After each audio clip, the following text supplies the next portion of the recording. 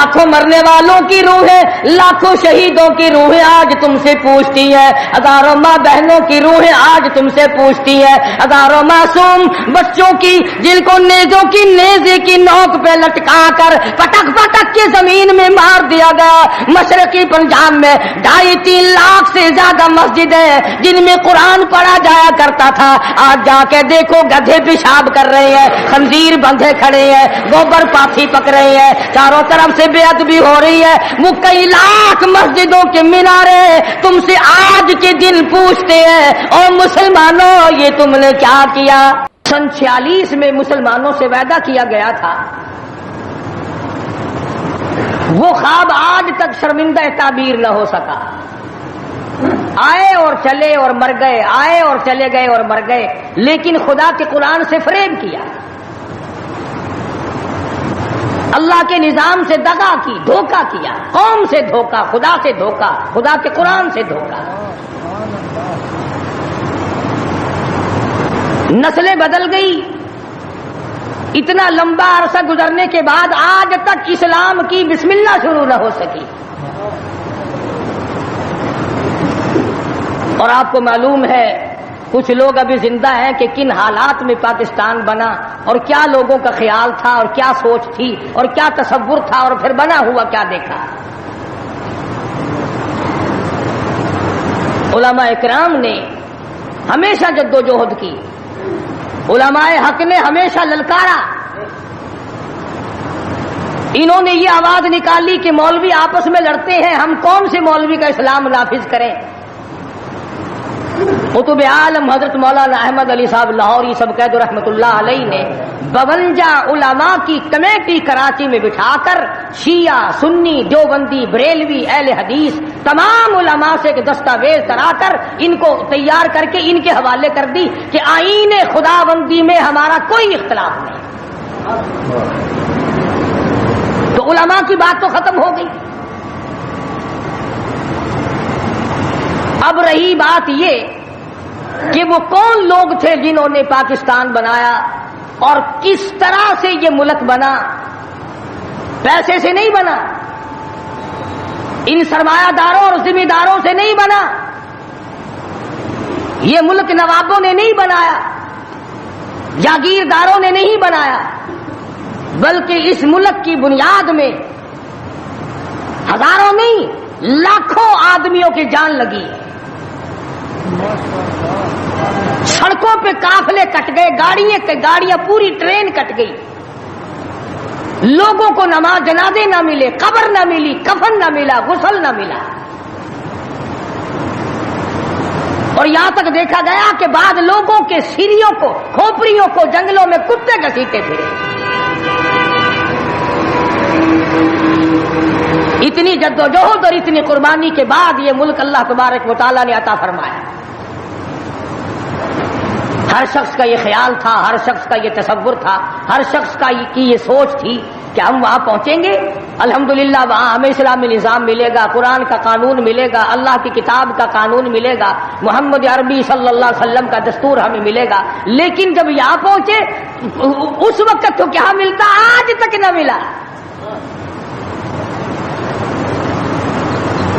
قرآن کریم میں اللہ تبارک و تعالی جل شانہ نے اعلان کر دیا، الف لام میم احسب الناس، کیا لوگوں کا یہ خیال ہے، کیا لوگوں کا یہ گمان ہے، کیا لوگوں نے یہ تصور کر رکھا ہے، کیا لوگوں نے اپنے دلوں میں یہ بات بٹھا رکھی ہے، احسب الناس ان یترکوا ان یقولوا آمنا، یہ کہ اتنا کہنے پر چھوڑ دیے جائیں گے آمنا، ہم تو تیری ذات کو مانتے ہیں۔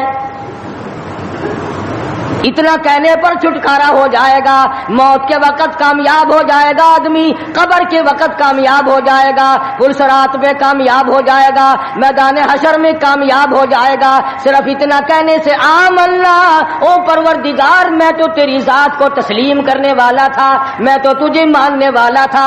آواز آتی ہے، ارے تم بھی دوستوں کو پرکھ کے دیکھتے ہو، رشتہ داروں کو آزما کر دیکھتے ہو، وَهُمْ لَا يُفْتَنُونَ میں بھی تو تمہیں آزما کر دیکھوں گا تم کیا کرتے ہو، زبان سے کیا کہتے ہو اور عمل کیا کرتے ہو۔ وَلَقَدْ فَتَنَّا الَّذِينَ مِن قَبْلِهِمْ فَلَيَعْلَمَنَّ اللَّهُ الَّذِينَ صَدَقُوا وَلَيَعْلَمَنَّ الْكَاذِبِينَ۔ فرمایا البتہ تحقیق میں خدا کی یہ عادت ہے، میں خداوند کریم کا یہ مزاج ہے، میں پروردگار عالم کے یہاں یہ طریقہ ہے، میں بھی آزما کر دیکھا کرتا ہوں یہ مجھے ماننے والا زبان کی نوک سے مانتا ہے یا دل کی کوٹھڑی میں بھی میرے لیے کوئی جگہ موجود ہے، میں بھی دیکھتا ہوں۔ لیکن آج حالات یہ ہیں، پروردگار عالم نے ہمیں پرکھا، ہمیں آزمایا۔ فرمایا وعد اللہ الذین آمنوا وعملوا الصالحات منکم، اللہ پاک فرماتے ہیں میرا ایمان والوں سے وعدہ ہے اور جو کام اچھا کرتے ہیں تم میں سے لیستخلفنہم فی الارض، میں ان کو زمین کی بادشاہت عطا کروں گا، ان کو ملکیت عطا کروں گا، ان کو میں دنیا کا اقتدار بخشوں گا، کما استخلف الذین من قبلہم، جیسا کہ میں نے پہلے لوگوں کو بھی آزمایا یوں ہی دے کر اقتدار۔ مگر ہم لوگ اقتدار کی نشے میں، کمانے کھانے کے نشے میں، تجارت کے نشے میں، زمین کے نشے میں، اپنی دولت کے نشے میں یہ سوچنا بھی بھول گئے کہ پروردگار عالم نے کتنا بڑا کرم کیا، کتنا بڑا فضل فرمایا کہ لوگوں کی قربانی سے یہ ملک بنا۔ گارے کی جگہ پاکستان کے جڑوں میں، بنیادوں میں جو گارا بن کر کے لگا ہے، رب ذوالجلال کی قسم اس میں پانی نہیں پڑا، مسلمانوں کا لہو لگا ہے۔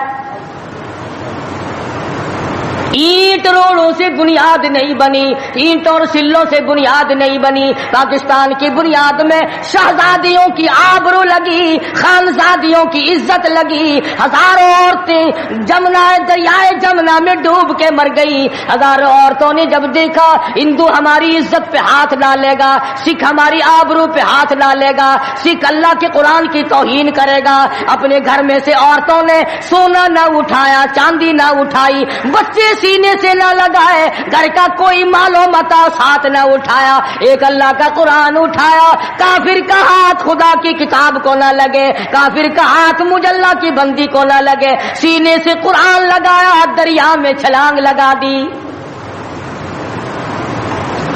آج ہزاروں لاکھوں عورتوں کی روحیں ہم سے پکار پکار کر کے پوچھتی ہیں، اور تم لوگ اور دھوکے بازوں اور فریب کرنے والوں، یہ جشن کیسا، یہ رقص و سرود کیسا، یہ میلہ ٹھیلا کیسا، یہ چراغاں کیسی، یہ ناچ گانا کیسا، یہ ڈول ڈھپڑا کیسا، کس چیز پر تم آمادہ ہو، کس چیز پہ ناز کرتے ہو؟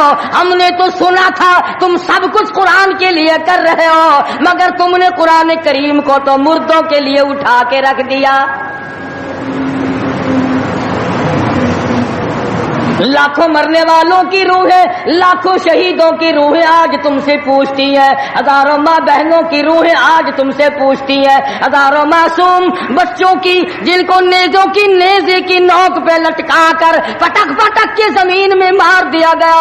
مشرقی پنجاب میں 2.5-3 لاکھ سے زیادہ مسجدیں جن میں قرآن پڑھا جایا کرتا تھا، آج جا کے دیکھو گدھے پیشاب کر رہے ہیں، خنزیر بندھے کھڑے ہیں، گوبر پاٹھی پک رہے ہیں، چاروں طرف سے بے ادبی ہو رہی ہے۔ وہ کئی لاکھ مسجدوں کے مینارے تم سے آج کے دن پوچھتے ہیں، اور مسلمانوں یہ تم نے کیا کیا؟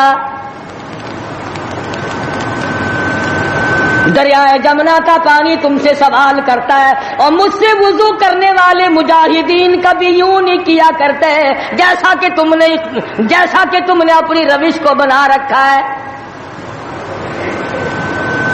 اور پھر ویسے بھی ایک گھر میں میت پڑی ہو اور دوسرے گھر میں شادی ہو اور وہ باجا بجائیں تو علاقے کے لوگ یوں کہیں گے یہ بڑے سنگ دل ہیں، یہ بڑے پتھر دل ہیں، یہ بڑے احمق لوگ ہیں، برابر میں موت ہے، برابر میں قضیہ ہے، برابر میں فوتگی ہے، اور یہ ناچ رہے ہیں۔ تمہیں کیا معلوم فلسطین کے مسلمان کے ساتھ کیا بن گئی؟ تم آج میلے ٹھیلے کا چکر بناتے پھرتے ہو، جاؤ فلسطینیوں کے پیاس سے مرنے والے بچوں سے جا کے پوچھو، اسرائیلی یہودی بدماش کسی طرح سے بھی پیچھے ہٹنے کو تیار نہیں. عرصہ گزر گیا، پانی بند کر رکھا ہے، بجلی بند کر رکھی ہے. پریشان ہے مسلمان، خدا کا نام لینے والے لوگ پریشان ہیں.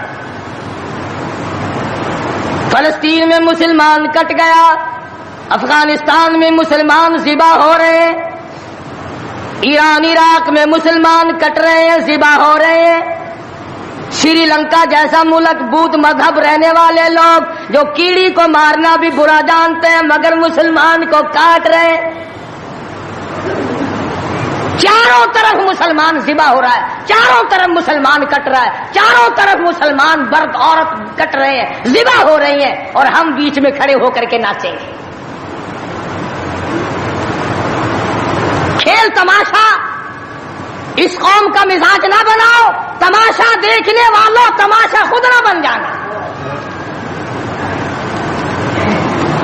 امام الانبیاء محبوب کبریا حضرت محمد مصطفیٰ صلی اللہ تعالی علیہ وسلم نے ارشاد فرمایا، او لوگو، جب کوئی قوم کھیل تماشے میں پھنس جاتی ہے، جب کوئی قوم گانا بجانا اپنی زندگی کا محور بنا لیتی ہے، پھر اس قوم کو زمین پہ بسنے کا حق نہیں رہتا، وہ قوم زمین میں دس جانی چاہیے. ایک مر رہا ہے اور ایک رنگریلیاں منا رہا ہے. راولپنڈی کے شہری لوگ تنگ، 26 فٹ پانی شہر کی گلیوں سے گزر گئے. کیمپوں میں لوگ پڑے ہیں، تنگ ہیں، مکانات بے شمار منہدم ہو گئے. اور ہم 2 جھنڈی مجھے بھی دینا بھائی، میں نے بھی اپنے سر پہ لگانی ہے. جھنڈی تو لگانی ہے، کبھی بارڈر پہ جا کے تو للکار کسی کو. ادھر ایٹم بم بن رہے ہیں، ادھر مسلمانوں کے گلوں پہ چھرے چل رہے ہیں، ہم رنگ برنگی جھنڈیوں کے پیچھے پھر رہے ہیں.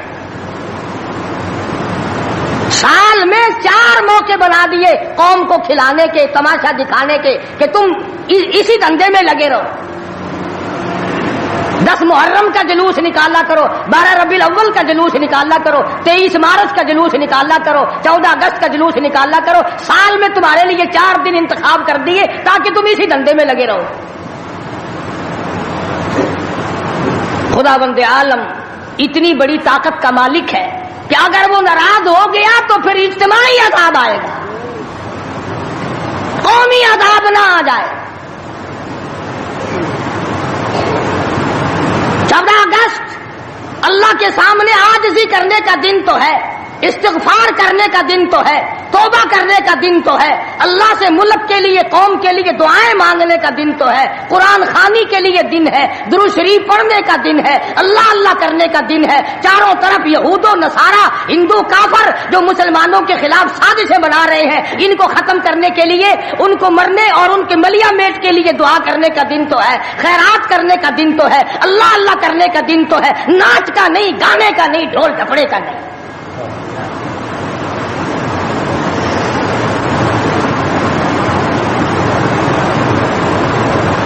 ترقی اس کا نام نہیں کہ فلاں جگہ اونٹوں کی دوڑ ہو گئی، فلاں جگہ گھوڑوں کی دوڑ ہو گئی، فلاں جگہ لوگوں کی دوڑ ہو گئی، فلاں جگہ چھوکروں کی دوڑ ہو گئی.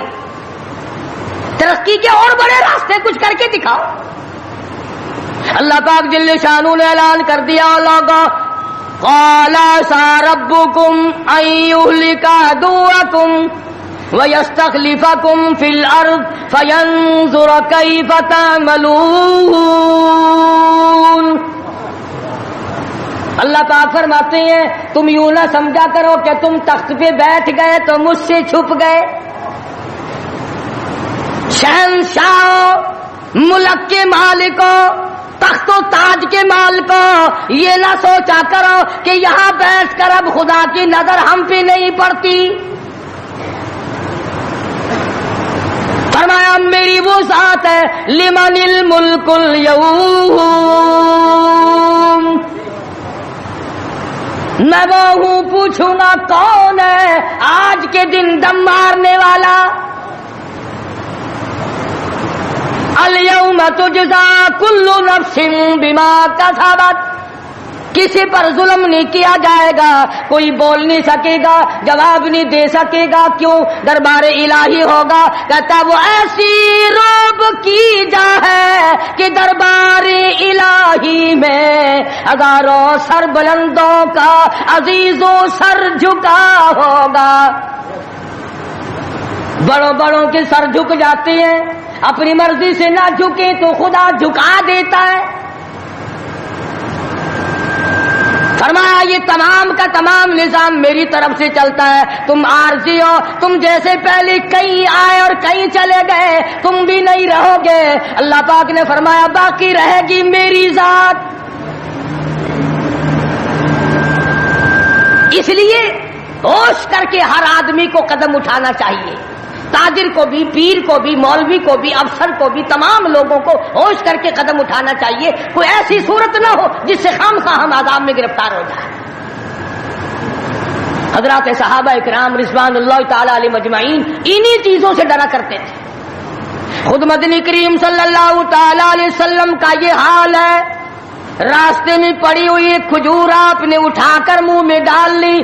سیدہ فرماتی ہیں ہماری اماں ام المومنین رضی اللہ تعالیٰ عنہ کہ ساری رات حضور کو نیند نہ آئی، میں نے بار بار پوچھا کیا بات ہے، کوئی تکلیف ہے؟ فرمایا نہیں۔ پھر نیند کیوں نہیں آتی؟ فرمایا راستے میں کھجور پڑی تھی، میں نے اٹھا کر اس لیے منہ میں ڈال لی ضائع نہ ہو جائے، اب مجھے یہ بات تنگ کر رہی ہے، نہ معلوم کسی کا حق نہ ہو اور میرے حلق کے نیچے چلا گیا، قیامت میں اگر مطالبہ کیا تو میں کیا جواب دوں گا؟ سیدنا فاروق اعظم رضی اللہ تعالیٰ عنہ کا زمانہ آیا، آپ نے اہل مدینہ کو اکٹھا فرمایا اور فرمایا کہ تم جانتے ہو میں تجارت کرتا تھا اور آج تم نے مجھے ایک کام میں مشغول کر دیا خلافت کے، اب میرے گزر اوقات کی کیا صورت ہوگی؟ تو تمام صحابہ کرام نے، اہل مدینہ نے یہ فیصلہ کیا کہ متوسط درجے کا جو کھانا ایک عام آدمی کھا سکتا ہے اتنا وظیفہ مقرر ہو جائے۔ چنانچہ فاروق اعظم رضی اللہ تعالیٰ عنہ کا وظیفہ مقرر ہو گیا۔ امیر المومنین خلیفۃ المسلمین 22 لاکھ مربع میل کا حکمراں، کابل سے لے کر طرابلس تک کا حکمراں، فاروق اعظم جس کو خدا کے نبی نے اللہ میاں سے مانگ کے لیا۔ ایک دن جمعے کے اندر خطبہ ارشاد فرما رہے ہیں، خطبہ دے رہے ہیں، صحابہ کہتے ہیں ہم نے امیر المومنین فاروق اعظم کو تہمت کو دیکھا، منجلے اور لنگی کو دیکھا، ایک لنگی میں ایک چادر میں 12 پیوند لگے ہوئے تھے، 12 پیوند، 22 لاکھ مربع میل کا حکمراں، اس کے تہمند میں 12 پیوند ہے، ایک پیوند چمڑے کا بھی ہے۔ آج تو پیوند لگانا ہمارے یہاں عیب بھی ہو گیا، کون اس بات کا خیال کرتا ہے؟ ایک اور جمعے میں دیر سے تشریف لائے فاروق اعظم رضی اللہ تعالیٰ عنہ، لوگوں نے عرض کیا کہ آپ نے دیر کی، فرمایا یہ کپڑے جو تمہارے سامنے پہن کر آیا ہوں میرے پاس یہی کپڑے ہیں، یہ دھوئے تھے خشک نہ ہوئے تھے، اس لیے آدھے گیلے آدھے سوکھی پہن کر آ گیا ہوں، دیر اس لیے ہو گئی، میں بادشاہ ہوں، میں امیر المومنین ہوں، میں خلیفہ ہوں، میں مدنی کریم صلی اللہ علیہ وسلم کا جانشین ہوں، تمہارا امیر اور امام ہوں، لیکن غریب اتنا ہوں کہ یہی کپڑے ہیں میرے پاس جو تمہارے سامنے پہنے کھڑا۔ ادھر ہمارا حال دیکھ لو کیا بنا ہوا ہے، جس ملک کا چوڑا بھی بے ایمان ہو وہ ملک ترقی کیسے کرے گا؟ صفائی کرنے والا بنگی 4 دن تک چکر نہیں لگاتا، پوچھے کون؟ جب ہم سارے تقریباً کانے ہیں تو سوال کون کرے گا؟ ہم سے پوچھے گا کون؟ آپ مارکیٹ میں بیٹھ کر چوری کرتے ہیں، ہم مولوی غلط مسئلے بتا کر مسجد میں چوری کرتے ہیں، افسر عدالت میں قانون کی چوری کرتا ہے، ڈاکٹر اسپتال میں چوری کرتا ہے، اس کا یہ مطلب ہوا کہ ہم سب چور نہیں؟ صحیح مسئلہ بتلاؤ تو مولوی کی تنخواہ 6 مہینے نہیں ملتی، 1 مہینے کی، کون صحیح بات کو برداشت کرے؟ متولی صاحب اگر مسئلہ پوچھے نا بیچارے مولوی کو کہنا پڑتا ہے ہاں جی چلو مسئلہ تو یوں ہے پر جو آپ کہتے ہیں وہ بھی ٹھیک ہو سکتا ہے، اس لیے اگر یوں نہ کہے تو پھر مسجد میں کیسے ٹھہرے گا؟ سیدنا فاروق اعظم رضی اللہ تعالیٰ عنہ کھانا کھا رہے ہیں، ایک بہت بڑا امیر آدمی آ گیا، فاروق اعظم نے فرمایا آؤ کھانا کھا لو۔ انہوں نے کھانا کھانا شروع کر دیا، صحابی ہے وہ بھی، امیر آدمی ہے صحابی، فاروق کے دسترخوان سے لقمہ اٹھا کر جب منہ میں ڈالا، قسم کھا کر کہتا ہے بغیر چھنے ہوئے آٹے کا لقمہ تھا، جو کی روٹی تھی، چبا چبا کر تھک گیا مگر وہ حلق سے نیچے نہیں جاتا تھا۔ امیر المومنین کا کھانا ہے، بادشاہ وقت کا کھانا ہے، نبی کے جانشین کا کھانا ہے۔ انہوں نے کہا اے فاروق، چھنا ہوا آٹا بھی تو آپ کھا سکتے ہیں، ایسا کیا عذاب آ گیا کہ چھنے ہوئے آٹے کی روٹی نہیں کھائی؟ تو فوراً بول اٹھے، اللہ کی کروڑ رحمت نازل ہو ان اللہ والوں پر، فرمایا بھائی کیا ہر مسلمان جو بھی لا الہ الا اللہ محمد رسول اللہ پڑھنے والا ہے، ہر مسلمان کو چھنے ہوئے آٹے کی روٹی مل سکتی ہے؟ میری حکومت اتنا وزن برداشت کر سکتی ہے کہ ہر آدمی کو چھنے ہوئے آٹے کی روٹی ملے؟ انہوں نے کہا نہیں۔ فرمانے لگے جب تک ہر آدمی کو نہ ملے فاروق کون ہوتا ہے جو چھنے ہوئے آٹے؟ یہ چاروں صحابہ عشرہ مبشرہ میں سے ہیں، جلیل القدر صحابہ ہیں، حضور صلی اللہ علیہ وسلم کے پیارے صحابہ ہیں، حضور کے چہیتے صحابہ ہیں۔ آپس میں چاروں بیٹھ کے بات کرنے لگے، یارو کمال ہو گیا، ہمارا امیر ہو، ہمارا بادشاہ ہو، ہمارا خلیفہ ہو اور اتنا تنگ، اتنی تنگ دستی میں زندگی کٹ رہی ہو۔ تو وہ کہنے لگے کہ پھر کیا ترکیب ہو؟ ان سے کہا جائے کہ کچھ وظیفہ بڑھا لو، کچھ اپنا خرچہ بیت المال سے بڑھا لو۔ کسی کی جرت نہ ہوئی۔ ایک صحابی نے مشورہ دیا کہ یوں کرو، سیدہ حفصہ رضی اللہ تعالی عنہا فاروق اعظم کی بیٹی ہیں اور محمد عربی سب کہہ دو صلی اللہ علیہ وسلم کی گھر والی ہے، ان سے جا کر درخواست کرو، بیٹی اپنے ابا سے کہے گی شاید بات بن جائے، یعنی فائدہ بھی فاروق کا ہو، مطلب کی بات بھی فاروق اعظم کی ہو، مگر کہنے کو کوئی تیار نہیں، اتنا ڈر ہے کہ یہ اپنے مطلب کی بھی نہیں سنے گا۔ آج کل تو ہمیں بنا کے لانے پڑتے ہیں کہ پہلے ہمیں کوئی مولانا کہنے والا ملے، فلاں صاحب کہنے والا ملے، شاہ صاحب کہنے والا ملے، 7 چمچے لے جانے پڑتے ہیں۔ فاروق اعظم رضی اللہ تعالیٰ عنہ اپنی لگتے جگر سیدہ حفصہ رضی اللہ تعالیٰ عنہ سے ملاقات کے لیے گئے۔ حضرت حفصہ رضی اللہ تعالیٰ عنہ نے عرض کر دیا ابا جان یہ کیا حالت بنا رکھی ہے، یا یہ کیا پریشانی کی حالت ہے، یہ کیا تنگی کی حالت ہے، آپ کچھ وظیفہ بڑھا لیں، آپ کچھ اپنا خرچہ بڑھا لیں، اس لیے کہ مسلمان لوگ اس حالت کو دیکھنے کے لیے تیار نہیں۔ اب تو کہہ دینا چاہیے تھا کہ بھی جو کچھ وہ بڑھانا چاہیں بڑھا دیں، تنگ تو میں واقعی ہوں۔ فرمایا اے حفصہ تو ان لوگوں کے نام بتا جو تیرے پاس فرمائش کرنے آئے تھے، اور فرمایا سب سے پہلے او حفصہ او میری لگتے جگر، اے میری بیٹی تیرے سامنے زندگی گزری ہے محمد عربی صلی اللہ تعالی علیہ وسلم کی، تو حضور اکرم صلی اللہ علیہ وسلم کا کھانا بتا۔ حضرت حفصہ کہنے لگی ابا جان میں محمد کریم صلی اللہ علیہ وسلم کی روٹی پکایا کرتی تھی، آٹا سامنے رکھ کر پھونک مار دیا کرتی تھی، جتنا گھاس اڑ گیا باقی بیچ میں پکایا کرتی تھی، اور فرماتی ہے زیتون کے تیل کا ڈبہ رکھا ہوا تھا، تیل ختم ہو چکا تھا، ایک دن میں نے نیچے کی تل چھٹی گاد نکال کر روٹی کے اوپر چپڑ دی، آپ صلی اللہ علیہ وسلم نے نوش فرمائی، فرمایا حفصہ آج روٹی بڑی مزیدار لگی ہے، اور فرمانے لگے ثم لتسألن یومئذ عن النعیم۔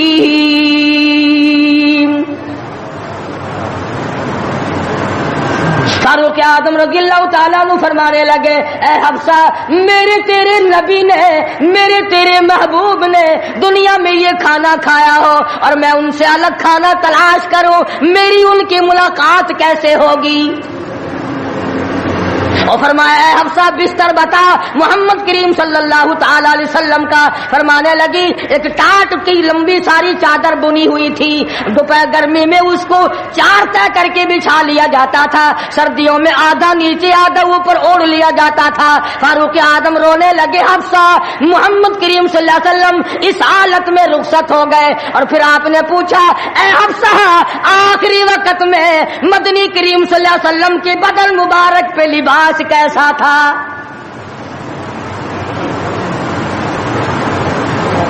وہاں لباس کی حالت, کھانے کی حالت یہ ہے, یہاں بنگلوں کی گنتی نہیں, کوٹھیوں کی گنتی نہیں. اور یہ نہیں سوچتے اگر عذاب آ گیا تو یہ بنگلے یہ کوٹھیاں نہیں بچا سکیں گی. یہ رشوت بٹور کر کے محل بنانا یہ تو کبھی بھی کام نہیں آئے.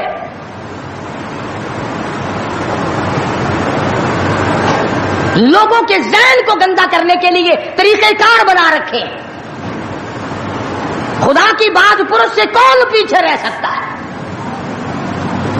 جب وہ پکڑتا ہے پھر توبہ کی مہلت نہیں دیتا. فرعون کے سر میں 400 سال تک درد کبھی نہیں ہوا, نزلہ کبھی نہیں ہوا.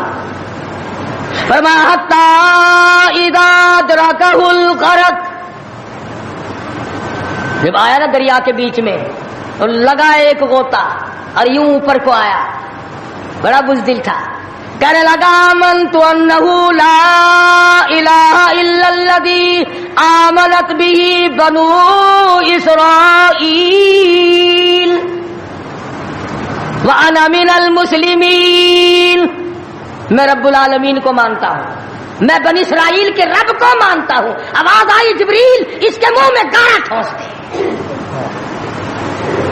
یہ مجھے ماننے لگا ہے جب میں نے پکڑ لیا.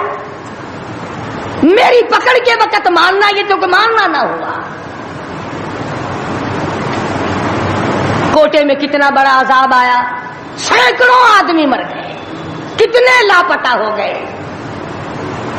چاروں طرف خلقت خدا کی پریشان ہے, بس ایک ہی آواز آ رہی ہے تیاری کرو, مکان چمکاؤ, دکان چمکاؤ, بازار چمکاؤ, دندا بے شک نہ ہو پر چمکائے رکھو. تو جیسے عورتوں میں بیماری نہیں پھیل جاتی, 80 سال کی بڑھیا سرخی لگا کے چل دیتی ہے.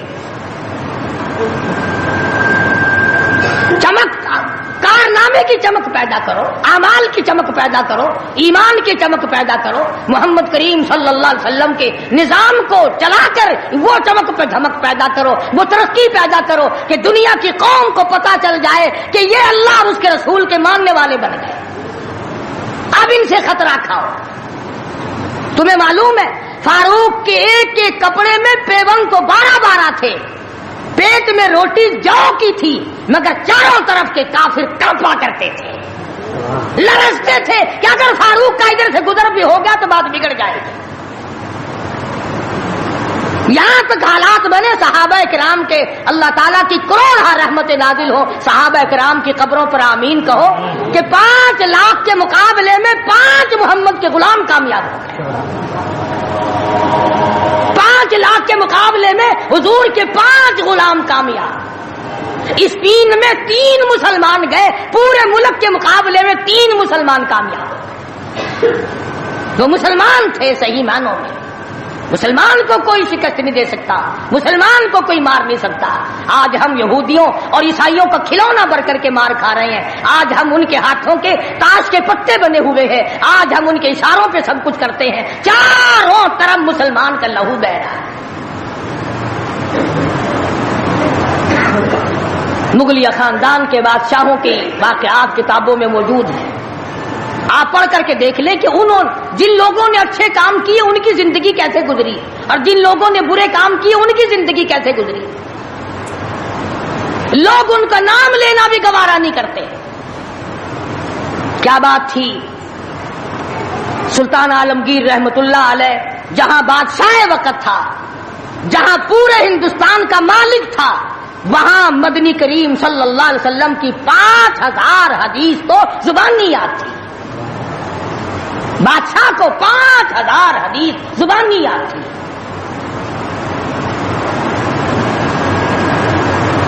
سلطان صلاح الدین خلجی رحمہ اللہ بادشاہ گزرا ہے. ہمارے یہاں عربی مدارس میں ہدایہ کتاب پڑھائی جاتی ہے 2 سال میں. پڑھنی آتی ہے سمجھی تو کیا جائے گی. سلطان صلاح الدین خلجی بادشاہ ہو کر مکمل ہدایہ زبان نہیں یاد تھا.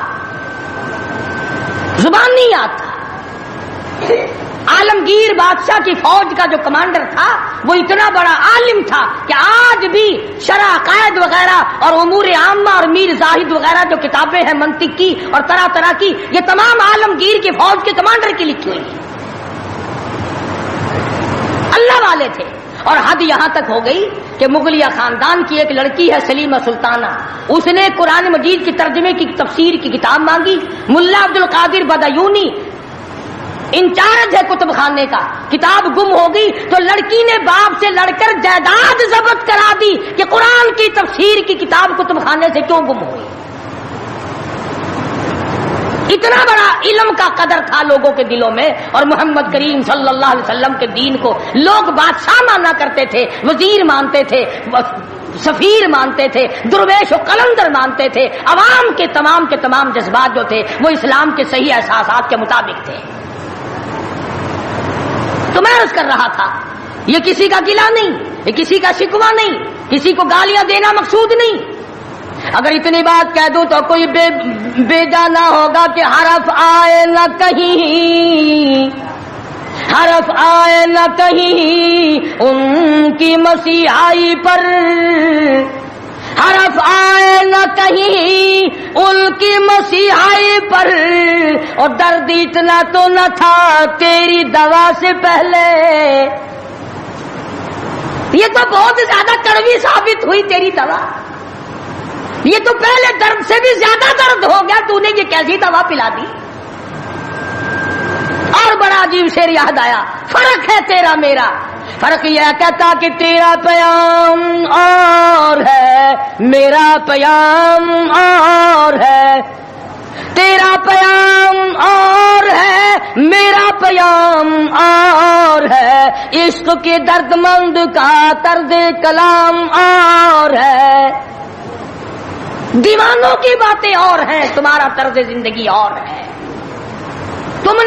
ہم نے صحابہ سے طرز زندگی سیکھا، ہم نے محمد عربی صلی اللہ علیہ وسلم سے طرز زندگی سیکھا، ہم نے عمر بن عبدالعزیز سے طرز زندگی سیکھا، ہم نے سلطان عالمگیر سے سیکھا، سلطان صلاح الدین خلجی سے سیکھا، ہم نے شمس الدین التمش سے سیکھا. تم نے طرز زندگی انگریز سے سیکھا.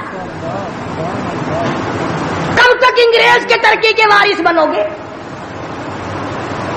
انگریز کا لعنتی قانون کیوں پیارا لگتا ہے؟ وہی رسم و رواج، وہی طریقہ کار. کچھ کم تو ہوگی، ورنہ اب بھی کئی لوگ گلے میں پھانسی لٹکا کے چلتے ہیں اور فخری انداز میں چلتے ہیں کہ میرے گلے میں پھانسی لٹکی ہوئی ہے. جو لباس یہودی کا ہے، جو لباس ایک عیسائی کافر کا ہے، وہ مسلمان کے لیے زیب نہیں، کامیابی کا ضامن نہیں ہو سکتا. 4 دن نماز کا مذاق اڑایا گیا تھا 2 سال پہلے. دفتروں میں صفیں بچی، لوٹے آئے، یار لوگ اٹھ کے چائے کے لیے جانے لگ گئے. ارے بھائی آؤ نا نماز پڑھو. انہوں نے کہا یار تم پڑھو، ہم ابھی آتے ہیں. 4 دن کی نماز. ورنہ قوم کی اقتصادی حالت، قوم کی اخلاقی حالت اور قوم کی نمازی حالت اگر ٹھیک ہو تو بزرگوں نے لکھا ہے کہ اس قوم کو کوئی نیچا دکھا ہی نہیں سکتا. 3 چیزیں پیدا کرو: قوم کی نمازی حالت سدھارو، قوم کی اخلاقی حالت سدھارو، قوم کی اقتصادی حالت سدھارو. اس قوم کو کوئی نیچا نہیں کر سکتا. جس قوم کے ہاتھ میں تلوار ہو اور سینے میں قرآن ہو اور بازو میں جان ہو، اس قوم کو کوئی نیچا نہیں کر سکتا. لیکن جو قوم ناچ گانے کی عادی بن جائے، جو قوم میلے ٹھیلوں کی عادی بن جائے، جو قوم رسم و رواج کے پیچھے لگ جائے اور خدا کے قرآن کو صرف مردوں کے لیے اٹھا کے رکھ دے، اس قوم کا خدا کے پاس کوئی ضمانت نہیں ہے. میں یہ عرض کر رہا ہوں کہ چاروں طرف مسلمانوں پہ مصیبت ہی مصیبت ہے. اپنے ملک میں بھی کوٹے میں، راولپنڈی میں، فلسطین میں، ایران عراق میں، افغانستان میں، سری لنکا میں، چاروں طرف مسلمانوں پر عذاب آیا ہوا ہے. تو ہمیں اللہ میاں سے ڈرنا چاہیے. ہمیں خوف کھانا چاہیے، ہمیں دعا مانگنی چاہیے، ہمیں سجدے میں پڑھ کے رونا چاہیے، ہمیں جھنڈیاں لگا کر ناچ نہیں کرنا چاہیے. اور جو ایسا کرتے ہیں وہ غلط ہے، جو کراتے ہیں وہ بھی غلط ہے. ہم اس بات میں کسی سے نہیں ڈرا کرتے. حکومت کرے، حکومت کرائے، چھوٹے کی یونین کرائے، ایم ڈی اے کمیٹی کوئی بھی کرائے، اس وقت میں یہ حرکت بالکل غلط. تم کو سکھایا کسی نے ہے یہ کہ قوم کو کھیل تماشے میں پھنسا کر اپنا الو سیدھا کرنا چاہتے ہو؟ قوم کی نمازی حالت کو بہتر بناؤ، قوم کی اقتصادی حالت بہتر بناؤ، قوم کی اخلاقی حالت بہتر بناؤ. قوم کو سمجھاؤ کہ بہو بیٹی کی عزت ایک ہے، بہن بیٹی کی عزت ایک ہے، تم سب کی بہن ایک ہے، تم سب کی عزت اور آبرو ایک ہے، تمہارا خدا ایک ہے، تمہارا نبی ایک ہے، تمہارا کعبہ ایک ہے، تمہاری دلی اللہ پاک نے جنت ایک بنائی ہے اور ایک ایمان کا رستہ بنایا ہے. کسی سے دھوکہ کرنا، کسی سے فریب کرنا، کسی سے دغا بازی کرنا، لوٹ کھسوٹ مچانا، یہ طریقہ بالکل غلط ہے. اور فضول اور عبث اور ضائع کرنا. ویسے کہتے ہیں غریب ملک ہے جی، غریب ملک ہے جی، غریب ملک. یہ کروڑوں روپیہ غریب ملک کے پاس کہاں سے آ جاتا ہے ضائع کرنے کے لیے؟ ہم تو یہ کہیں گے کہ کل کو 14 اگست ہے، کل کو زیادہ سے زیادہ عبادت کرو، فلم نہ دیکھو، تلاوت کرو، استغفار کرو. اور وہ شہداء جنہوں نے 47 میں اپنی جانیں قربان کی، اپنی عزت قربان کی، اپنا سب کچھ قربان کر دیا، خدا کی قسم آج تک لوگ ایسے موجود ہیں 36 سال کے بعد بھی سیٹ نہ ہوئے. ان کی روحوں کو قرآن پڑھ پڑھ کر کے بخشو، ان کے لیے بخشش کی دعائیں کرو، خراج تحسین پیش کرو ان لوگوں کو جنہوں نے اس ملک کو حاصل کرنے کے لیے اپنی جان کا قیمتی نذرانہ پیش کیا. تمہارا کیا ہے؟ تمہارا تو ناخون بھی نہیں کٹا. ہاں، تمہیں کیا تکلیف پہنچی تھی ملک بنانے میں؟ کب تم بنانے والوں میں آگے آئے تھے؟ اب جو مرتا اخبار میں آ جاتا ہے فلانا بھی تحریک پاکستان کا بامی تھا، ہم نے بامی دیکھے نہیں. عوام نے بنایا ہے، لوگوں نے بنایا ہے، اور لوگ ہی اس کی خیر خواہی کر سکتے ہیں. اور لوگوں کو چاہیے کہ ایک اور بات میری سن لو آخری، اگر یہ ملک نہ رہا تو پھر مسلمانوں کو روئے زمین پہ جگہ ملنی مشکل ہو جائے گی. جغرافیائی حیثیت سے اس کا محل وقوع ایسا ہے کہ یہ مسلمانوں کے پاس رہا تو چاروں طرف کے مسلمانوں کو سانس آئے گا، اور یہ بچے گا خدا کے قرآن کے صدقے میں، یہ بچے گا نبی کے لائے ہوئے فرمان کے صدقے میں. یہ ہماری کوششوں سے یا ہمارے ہے زیادہ ہتھیار بنانے سے نہیں بچتا ہے. تو اس لیے قرآن مجید کو جگہ دو، اسلام اور ایمان کو جگہ دو، قرآن کا جھنڈا بلند کرو، ایمان کا جھنڈا بلند کرو. آؤ 14 اگست کو مل کر سب دعا کریں کہ ہم آئندہ جھوٹ نہیں بولیں گے، ہم آئندہ رشوت نہیں لیں گے، ہم آئندہ کسی سے دغا نہیں کریں گے، ہم کم نہیں تولیں گے، ہم کم نہیں ناپیں گے، ہم ملاوٹ نہیں کریں گے، ہم غلط مسئلے بتا کر لوگوں کے ایمان کا بیڑا غرق نہیں کریں گے. پھر تو ہمارے لیے بڑا بہترین دن ہے.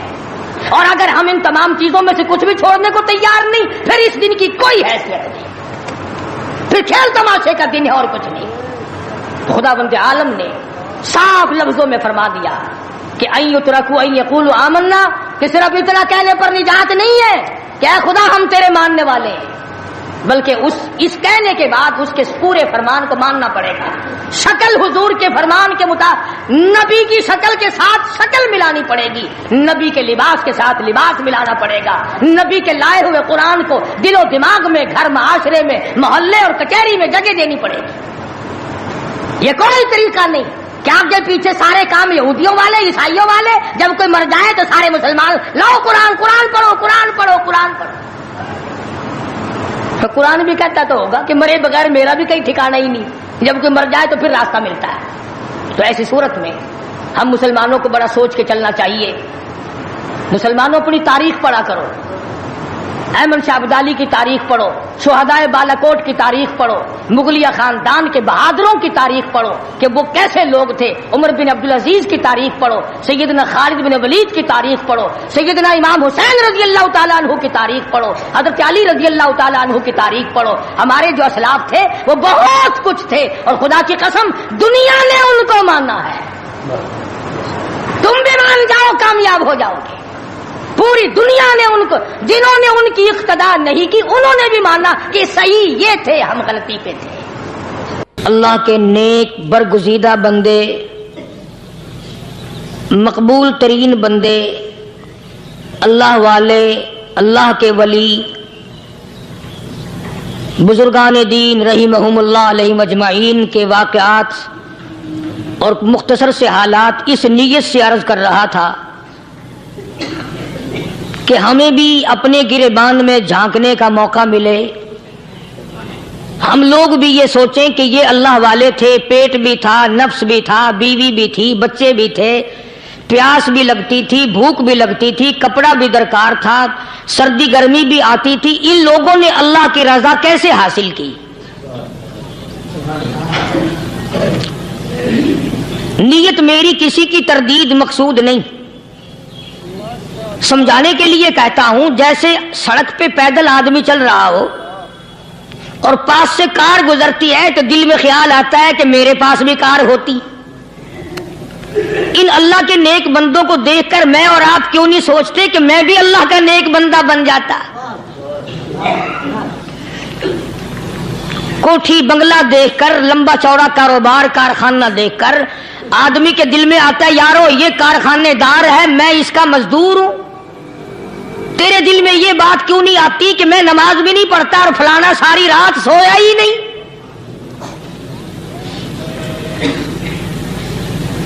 ہم لوگ اپنے معاملات میں، اپنے کردار کے بارے میں آخر کب سوچیں گے وہ کون سی نئی زندگی ملے گی؟ بس ایک دھوکہ لگا ہوا ہے، او جی میں تو گناہگار ہوں میرا کیا، او جی میں تو گناہگار ہوں میرا کیا، یوں کرتا کرتا ہی مر جائے گا، توبہ نہیں کرنی۔ کوئی آدمی پلیت ہو اور وہ یہ کہتا رہے او یار میں تو پلیت ہوں، یار میں تو ناپاک ہوں، میرا کیا میں تو ناپاک ہوں۔ اللہ کے بندے پانی کے پاس جا، غسل کر، پھر ہی تو پاک بنے گا۔ اپنے آپ کو پلیت پلیت کہتا رہے یوں تو پاک نہیں بنے گا۔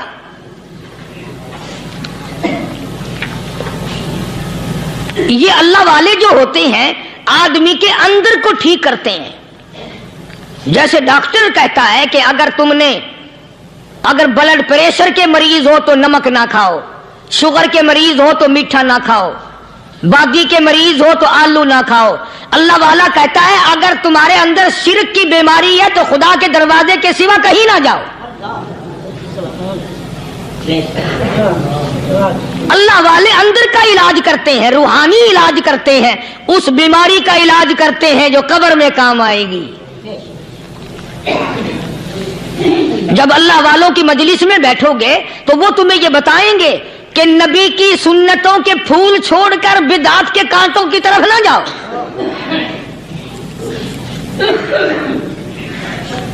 اور ہدایت ہے محمد کریم صلی اللہ علیہ وسلم کی، سبحان اللہ۔ وہ جوان کتنا خوش نصیب ہوگا جو حضور کے ساتھ سواری پہ سوار ہے۔ اللہ اکبر۔ سیدنا معاذ بن جبل رضی اللہ تعالیٰ عنہ کی ذات اقدس ہے، جس سواری پہ محمد عربی صلی اللہ تعالی علیہ وسلم سوار ہیں، اسی سواری پہ صحابی بھی سوار ہے، آپ کے پیچھے سوار ہے۔ آپ نے 3 مرتبہ ارشاد فرمایا یا معاذ۔ وہ کتنا مقدروں والا جوان ہوگا جس کا نام آقا کے پیارے پیارے منہ سے نکلا۔ فرمایا یا معاذ، او معاذ، عرض کیا لبیک و سعدیک، میرے آقا میں حاضر ہوں، میں غلامی میں حاضر ہوں۔ کچھ نہیں فرمایا، پھر دوسری مرتبہ ارشاد ہوا یا معاذ، عرض کیا لبیک و سعدیک، کالی کملی والے میں تیری خدمت میں حاضر ہوں، میں غلامی میں حاضر ہوں۔ تیسری مرتبہ پھر فرمایا یا معاذ۔ سمجھے آپ، یہ تو حضور کو پتا تھا کہ میری آواز اس نے پہلی دفعہ میں ہی سن لی، پکار رہا ہے میں حاضر ہوں. 3 مرتبہ آواز اس لیے دی یعنی میں جو تجھے بتانا چاہتا ہوں وہ بڑی اہم بات ہے, توجہ کر, دھیان کر اس بات کی طرف جو میں تجھے بتانے لگا ہوں. تیسری مرتبہ ارشاد ہوا یا معاذ, عرض کیا لبیک و سعدیک, میرے آقا میں حاضر ہوں, غلامی میں حاضر ہوں. ارشاد فرماؤ, فرمایا یا معاذ لا تشرک باللہ, او ماضی مجھ سے ارشاد سن لے, مجھ سے پیغام سن لے, میں محمد کریم صلی اللہ تعالی علیہ وسلم تجھے بڑی پتے کی بات بتانے لگا ہوں, گر کی بات بتانے لگا ہوں, کوئی حقیقت کی بات بتانے لگا ہوں. لا تشرک باللہ, او میرے جمال میرے صحابی, او معاذ اللہ کی ذات میں اللہ کی صفات میں کسی کو شریک نہ ٹھہرانا.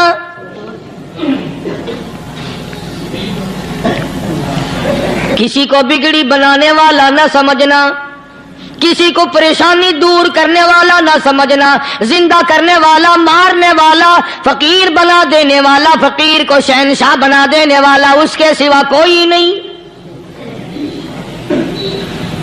چلو ہو گئی بات, فرما دیا آپ نے کہ شرک نہ کرنا. اب ہماری بات سنو, ابھی حدیث کا جملہ باقی ہے جو محمد عربی صلی اللہ علیہ وسلم کی زبان مبارک سے نکلا, اہم بات باقی ہے. ٹھیک ہے فرما دیا, لیکن اب سوال کرو سرکار مدینہ صلی اللہ علیہ وسلم سے کہ جی اگر کوئی مصیبت کی وجہ سے کر بیٹھے, اگر کوئی پریشانی کے عالم میں آ کے کر بیٹھے, کوئی دکھوں کا مارا ہوا کر بیٹھے, تو صاف فرما دیا, فرمایا او معاذ ان قتلتا, اگرچہ تجھے قتل کر دیا جائے, تیرا ٹکڑا ٹکڑا کر دیا جائے, تیرا قیمہ بنا دیا جائے, اس سے بھی سخت بات آگے فرمائی او حرقتا, چاہے تجھے جلا کر خاک کر دیا جائے,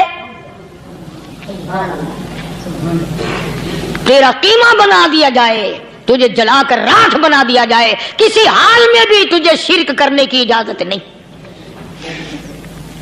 اور ایک اور بات میرے سے سن کر پکا کے لے جاؤ, چوری کرنے والا ساری عمر چوری کرتا ہے, لیکن کبھی ایسا دن اس کی زندگی میں نہیں آیا ہوگا جب وہ یہ کہے کہ میں عبادت کر رہا ہوں.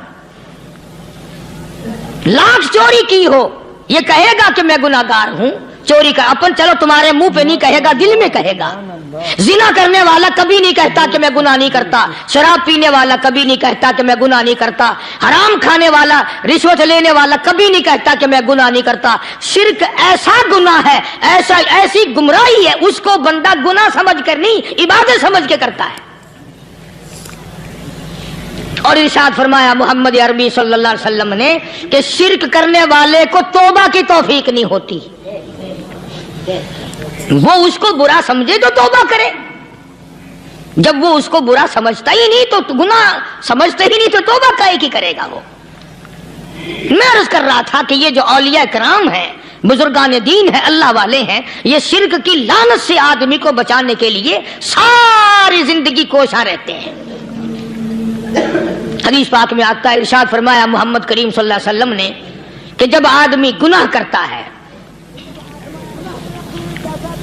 فرمایا ان فی الجسد لمضغۃ اذا صلحت صلح الجسد كله واذا فسدت فسد الجسد كله الا وهي القلب او كما قال النبي صلی اللہ علیہ وسلم. ارشاد فرمایا آدمی کے بدن میں ایک گوشت کا ٹکڑا ایسا ہے کہ جب وہ ٹھیک ہو جائے تو سارا بدن ٹھیک ہو جاتا ہے, جب وہ بگڑ جائے تو سارے بدن کا نظام بگڑ جاتا ہے. الا وہی القلب, سرکار مدینہ صلی اللہ علیہ وسلم نے فرمایا وہ دل ہے. دل آدمی کا سنور جائے تو سارا کچھ سنور گیا, دل بگڑ گیا تو سب کچھ بگڑ گیا. ریاکاری دل سے پیدا ہوتی ہے, تکبر دیکھنے میں نہیں آتا, دل میں پیدا ہوتا ہے. فخر دل میں پیدا ہوتا ہے, عجب اور خودبینی دل میں پیدا ہوتی ہے. تو تو آقا مدنی صلی اللہ علیہ وسلم نے فرمایا کہ آدمی کا دل جو ہے وہ سفید ہوتا ہے، بالکل سفید ہوتا ہے۔ جب بندہ گناہ کرتا ہے تو ایک چھوٹا سا سیاہ کالا نقطہ اس کے دل پہ لگ جاتا ہے، پھر دوسرا گناہ کرتا ہے، پھر دوسرا نقطہ لگ جاتا ہے، پھر تیسرا گناہ کرتا ہے، پھر تیسرا نقطہ دل پہ لگ جائے، حتیٰ کہ اس کا دل سارا کالا ہو جاتا ہے۔ اور جب سارا دل کالا ہو جاتا ہے تو اس کے دل کے اندر پھر حق سمجھنے کی گنجائش نہیں رہتی، پھر وہ اتنا بگڑتا ہے کہ خلاف شرع کام کو وہ عبادت کہتا ہے، پھر وہ ڈھول دھماکے کو عبادت کہتا ہے، پھر وہ چمٹا کھڑکانے کو عبادت کہتا ہے، پھر وہ نشہ کرنے کو عبادت کہتا ہے، پھر وہ نماز نہ پڑھنے کو عبادت کہتا ہے، پھر وہ قرآن کے قریب نہ آنے کو عبادت کہتا ہے۔ حالانکہ بزرگوں کا یہ طریقہ کار نہیں۔ سائیں توکل شاہ صاحب سبقت رحمت اللہ علیہ، امبالے شہر میں مزار ہے، حضرت کے واقعات میں لکھا ہے کہ جب کوئی عالم، جب کوئی قاری، جب کوئی بزرگ قرآن پڑھتا یا کچھ بیان کرتا، اگر قرآن پڑھتا غلطی کرتا، ہاں یہ بات سمجھ لو کہ سائیں شاہ صاحب جو تھے ان پڑھ تھے، عالم نہ تھے، پڑھے ہوئے نہیں تھے، لیکن اگر کوئی قرآن کی آیت غلط پڑھتا تو سائیں شاہ صاحب جو تھے وہ کہتے کہ تو نے غلطی کی ہے، اور اگر کوئی حضور کریم صلی اللہ علیہ وسلم کی حدیث پاک پڑھتا اس میں کوئی غلطی کر دیتا تو شاہ صاحب فرماتے کہ تو نے غلطی کی ہے۔ تو ایک دن مولویوں نے، عالموں نے، قاریوں نے مشورہ کر لیا اور کہنے لگے آؤ شاہ صاحب سے پوچھیں گے کہ ان کو، یہ پڑھے ہوئے تو ہے نہیں، ان کو پتہ کیسے چلتا ہے، آیت غلط پڑھی گئی یا حدیث پاک غلط پڑھی گئی، ان کو پتہ کیسے چلتا ہے؟ تو اللہ والے کی خدمت میں پہنچے اور جا کے یہ سوال کر دیا، اللہ والے سے یہ سوال کر دیا، آپ سب سبحان اللہ کہو تو میں آگے جواب بتاؤں۔ اللہ اکبر، اللہ اکبر، کیا شان ہے اللہ والوں کی۔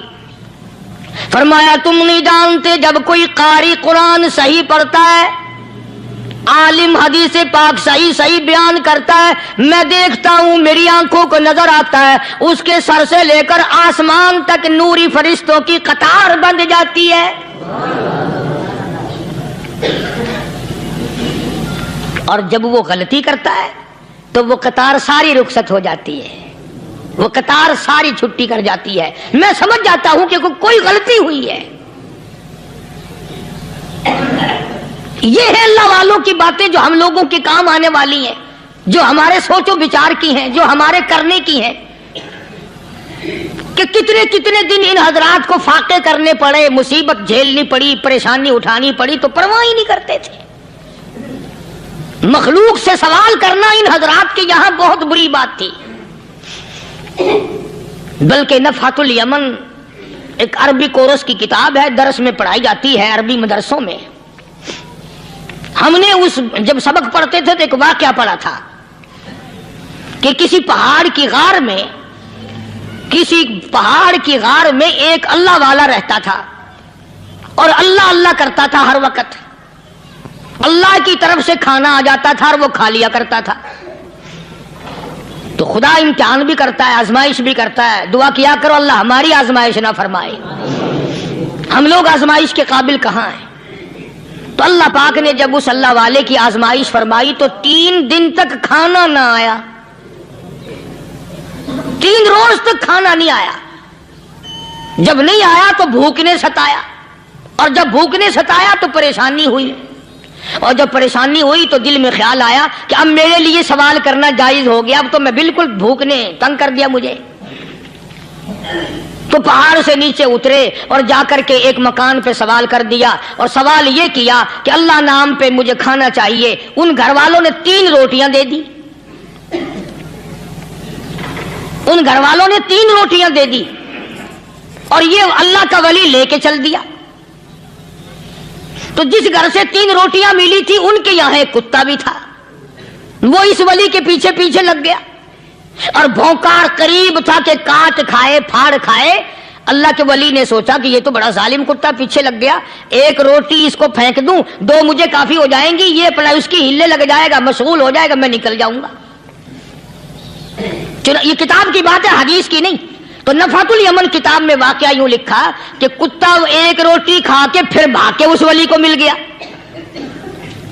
اور بہت بھونکا اور کاٹنے کے قریب ہوا۔ تو پھر اللہ کے ولی نے سوچا کہ یار ایک ہی روٹی کافی ہو جائے گی، یہ تو پھر ظالم پیچھے ہو گیا۔ اس نے دوسری روٹی بھی اس کو پھینک دی۔ اللہ کی شان، کتا دوسری روٹی کھا کر کے پھر ولی کے پیچھے پیچھے۔ اس نے سوچا ایسی روٹیوں سے تو یوں ہی بھلے، وہ تیسری بھی پھینک دی۔ کتے نے تیسری بھی کھا لی، اور جب تیسری روٹی کھا کے کتا بھونکا، اب ولی کھڑا ہو کر غصے میں آ گیا اور کہنے لگا او کتے تجھے شرم نہیں آتی؟ عربی کا لفظ ہے وما عدیم الحیا، اور بغیرت کمینے، تیرے مالک نے 3 روٹیاں دی تھی، جس دروازے پہ تو رہتا تینوں کھا لی پھر بھی بھونکتا ہے؟ 3 روٹیاں میں نے تجھے دے دی پھر بھی بھونک رہا ہے؟ تو یوں لکھا اس کتاب میں کہ اللہ پاک نے کتے کو بھی زبان دی، اور وہ یہ کہنے لگا کہ ولی صاحب ذرا ٹھہرو، خود فیصلہ کرو، تم بے غیرت ہو یا میں بے غیرت ہوں؟ فیصلہ جناب کریں، میں کتا ہوں، آپ ولی ہیں، جنت کے کھانے کھائے، ارے 3 دن نہ ملا تو آدمی کے دروازے پہ آ کے ماتھا گھسایا، جھولی پھیلائی، بھیک مانگی، مجھ سے قسم لے لو میں کتا ہوں، کئی مرتبہ 8 دن ٹکڑا نہیں ملتا، قسم لے لو اس دروازے کے سوا کبھی کسی دوسرے دروازے پہ نہیں گیا میں۔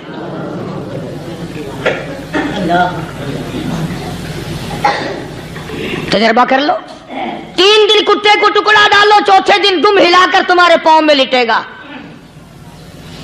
ساری عمر گزر گئی اس مالک کا دیا ہوا کھاتے ہوئے پیتے ہوئے، آج بھی تجھے اس مالک کا دروازہ سمجھ نہیں آیا۔ پانی وہ پلاتا والذی ہوا یطعمنی ویسقین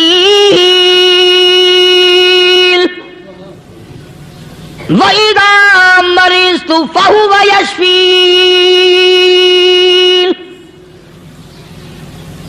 کتنا کھلاتا ہے، کتنے اعلیٰ درجے کے کھانے کھلاتا ہے، طرح طرح کے کھانے کھلاتا ہے، پالا اس نے، سنبھالا اس نے، زندگی اس نے دی، اولاد اس نے دی، خوبصورت بیوی اس نے دی، گھر آباد اس نے کیا، تھوڑی سی پریشانی آ گئی، اب جا کے قبر کے سامنے جھکا کھڑا ہے، اس مالک سے میرا کام نہیں چلا، او 4 گز زمین میں پڑنے والے، تو میری حاجت روائی کر دے۔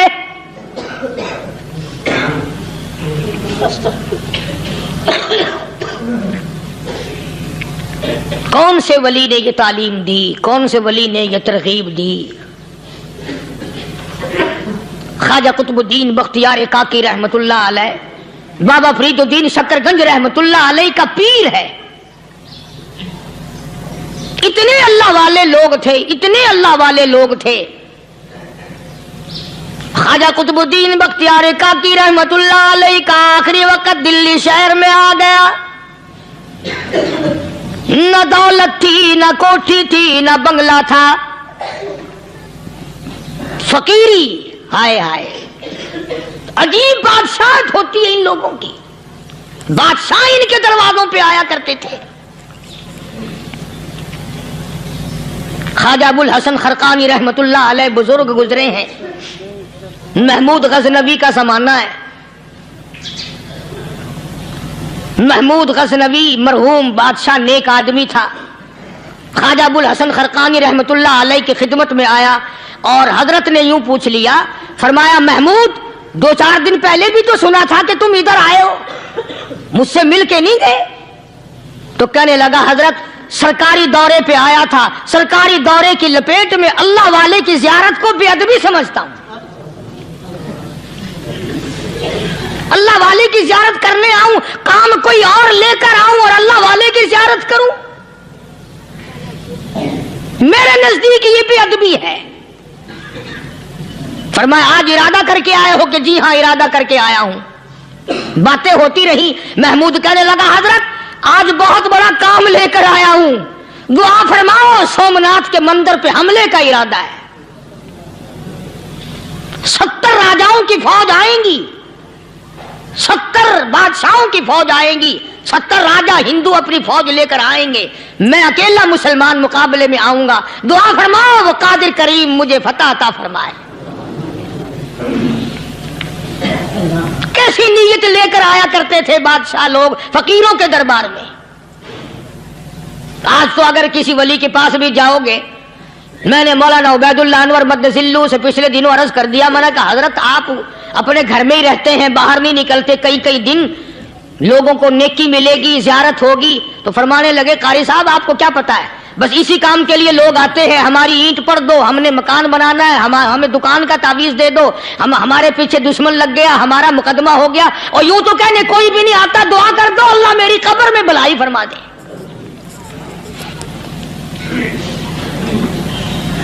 तो महमूद गजनवी ने ख्वाजा अबुल हसन खरकानी से दरखास्त की कि आप दुआ फरमाएं। अल्लाह वाले ने दुआ भी फरमाई और अपना मुसल्ला दे दिया। यूं फरमाया महमूद जब मुश्किल वक्त आ जाए इस मुसल्ले पे खड़े होकर 2 रकात नमाज अदा करना। पता चला कि अल्लाह की मदद जो है वो नमाज के साथ है। मैं तुम्हें भी बताता हूं, वली तो मैं नहीं, जब भी कोई परेशानी आए, जब भी कोई तकलीफ आए, फरमाया इस्ताईनो बिस्सब्री वस्सलाह, नमाज पढ़ो इंशाअल्लाह आसानी होगी। सब्र कर, नमाज पढ़, इन्नल्लाह मस्साबिरीन,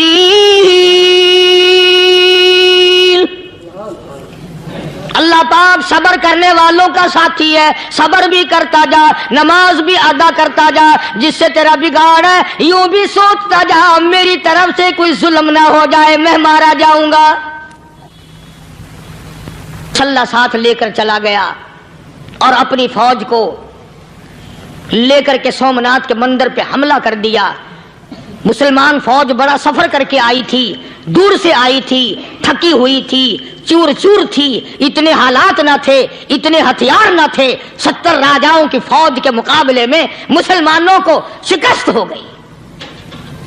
महमूद गजनवी को खबर दी गई बादशाह शिकस्त हो गई।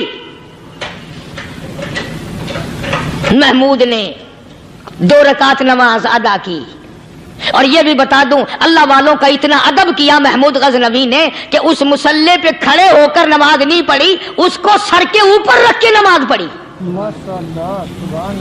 मुसल्ला अल्लाह वाले का सर पे रख लिया और नमाज पढ़ी खुदा के हुजूर में, और फिर सर सजदे में रख दिया। मेरे परवरदिगार बेनियाज खालिक मालिक, मैं गुनाहगार सही, मैं स्याकार सही, मैं तेरा बंदा हूं। और मेरे मौला मुकाबला कुफर से है, हक परस्तों की न की तूने गर दिल जोई नहीं, ताना देंगे बुत के मुस्लिम का खुदा कोई नहीं। और मेरे परवरदिगार आज मुझे जलील ना कर, आज मेरी शिकस्त ना कर, आज मुसलमानों को शिकस्त ना दे। और बेनियाज परवरदिगार काफिर कहेंगे इनका खुदा कहां गया।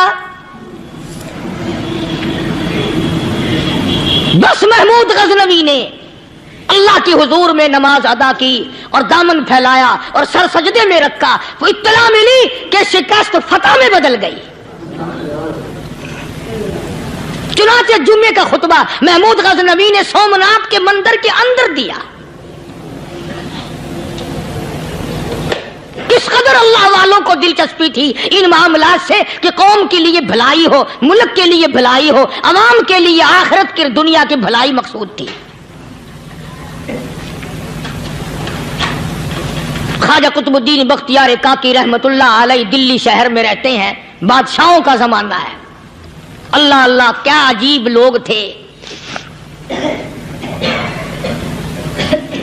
आज तो अच्छे भले दीनदार तबका नमाज पढ़ाने वालों को नमाज के, गुस्ल के, वुजू के मसाइल मालूम नहीं। दोस्तों ऐसा वक्त था सुल्तान सलाहुद्दीन खिलजी रहमतुल्लाह अलैह को बादशाह होकर عربی کی بہت بڑی 4 جلدوں میں کتاب ہے ہدایہ. ہدایہ بادشاہ صلاح الدین خلجی کو زبان نہیں آتا. اتنی بڑی عظیم کتاب زبان نہیں آتی. وہ بادشاہ بھی ہوا کرتے تھے اور ولی بھی ہوتے تھے. سلطان عالمگیر رحمت اللہ علیہ بہت بڑا بادشاہ ہو کر، اورنگزیب ہے، عالمگیر ہے، اتنا بڑا عظیم بادشاہ، مگر حضور کریم صلی اللہ علیہ وسلم کی 5000 حدیث پاک اس بادشاہ کو زبان نہیں آتی. اور قرآن کا حافظ تھا، قرآن کا قاری تھا، قرآن کا عالم تھا، قرآن کا مفسر تھا، ولی بھی تھا، بادشاہ بھی تھا، اللہ والا بھی تھا. اور اتنا خوف تھا دل میں تمہیں کیا بتاؤں. اللہ اکبر. بادشاہ ہو کر کے کپڑا خریدا، مزدوری کر کے کپڑا خریدا بادشاہ نے، اور کپڑا خرید کر اس کی ٹوپیاں اپنے ہاتھوں سے سی. عالمگیر رحمت اللہ علیہ نے اس کی ٹوپیاں اپنے ہاتھوں سے سی اور چاندنی چوک دلی میں کھڑے ہو کر فروخت کی، بیچی. 6-7 روپے جمع کر کے ایک تھیلی میں بند کر کے اوپر لکھا عالمگیر کا کفن ان پیسوں سے خریدا جائے. کبھی ہم نے بھی سوچا جو رشوت مارنے والا آدمی ہے، بتاؤ اس کے لیے کفن کہاں سے اچھے پیسے تلاش کر کے لایا جائے گا؟ رشوت کا ہی کفن ملے گا نا. جو آدمی ملاوٹ کر کے پیسے کماتا ہے، فنکاری کر کے پیسہ کماتا ہے، دغا اور فریب کر کے پیسے کماتا ہے، تو آج ہمارا کفن بھی صحیح نہیں، کفن بھی دغا والا، فریب والا، ملاوٹ والا. بلکہ تم تو کہتے ہو کہ آج کل کھانے کے لیے خالص کچھ نہیں ملتا. میں کہتا ہوں میت کو غسل دینے کے لیے پانی خالص نہیں ملتا. یہ جو ہم موٹریں نل کے لگاتے ہیں، یہ پیسے کون سے ہمارے خالص ہیں؟ جو صابن میت کو مل رہی ہیں کون سے پیسوں کا خریدا ہوا ہے؟ جو خوشبو میت کو لگ رہی ہے کون سے پیسوں کی خریدی ہوئی ہے؟ جو کفن پڑ رہا ہے وہ کیسے پیسوں کا کفن ہے؟ اور میں آگے بڑھ کر کے کہتا ہوں جو کندھوں پہ اٹھائے جا رہے ہیں وہ کون سے کتب ہیں، کون سے ابدال ہیں؟ جس نے میت کو غسل دیا ہے کبھی معلوم کیا کہ وہ کتنا بڑا نیک آدمی ہے؟ یہ تو ہمارے آخری وقت کا حال ہے، اور اس طرف کسی کا دھیان نہیں، سوچ نہیں، بچار نہیں. قطعی طور پر اندھے ہو جاتے ہیں. او میاں ٹھیک ہے جو کچھ ہو رہا ہے. اچھا ایک بات عرض کروں، اللہ تبارک و تعالیٰ کے یہاں جب ہم جائیں گے، اگر اور سارے معاملات کو چھوڑ دو، اللہ پاک یہی پوچھ لے کہ میاں یہ کفن جو پہن کے آیا یہ کیسا ہے؟ یہ جو کفن پہن کے آیا یہ کیسا؟ ہم کیا جواب دیں گے؟ بادشاہ عالمگیر رحمت اللہ علیہ نے تھیلی پہ لکھ کر کے بند کر کے رکھ دیا، جب میرا انتقال ہو جائے، میری موت آ جائے، جب میں دنیا سے رخصت ہو جاؤں، جب میں دنیا سے چلا جاؤں، میرا آخری لباس جو میں نے ساتھ لے کے جانا ہے وہ شادی کے جوڑے دنیا تیار کرتی ہے، سفر کے جوڑے دنیا تیار کرتی ہے، غیر ملکوں میں جانے کے لباس دنیا تیار کرتی ہے، ادھر ادھر جانے کے لیے، تقریبوں میں جانے کے لیے جوڑے لباس پوشاک دنیا تیار کرتی ہے. اور میں کہتا ہوں لوگوں، قبر کی پوشاک ہم کب تیار کریں گے؟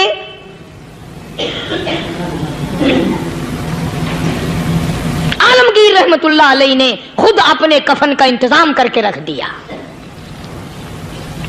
ہمارے گھروں میں تو اگر کفن کا ذکر کرو تو گھر والے بھی منہ بنائیں گے، چھوڑو تم نے کفن کی باتیں بنانی شروع کر دی ابھی سے ہی. اور ایک اور عرض کروں، کفن بھی مقدر والوں کو ملتا، کئیوں کو ملتا ہی نہیں. کفن نہیں ملتا، قبر نہیں ملتی، نماز جنازہ نہیں ملتی، غسل نصیب نہیں ہوتا. مقدری سودے ہیں، نہ یہ دولت سے بات بنتی ہے، اور نہ یہ اقتدار سے بات بنتی ہے، اور نہ یہ سرمایہ سے بات بنتی ہے. یہ تو تقدیروں کے مسئلے ہیں جو مالک نے اپنے ہاتھ میں رکھا ہے.